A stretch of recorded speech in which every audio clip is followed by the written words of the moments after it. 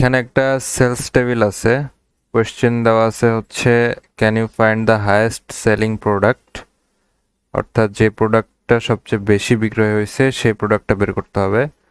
So এটার জন্য আমরা যে কোয়েরিটা লিখছি সেটা যদি বোঝার চেষ্টা করি, সিলেক্ট প্রোডাক্ট অর্থাৎ প্রোডাক্ট কলামকে আমরা সিলেক্ট করছি, দেন সাম ফাংশন ইউজ করছি কোয়ান্টিটির টোটাল বের করার জন্য, as total sold from sales table, then group by product, then order by total sold.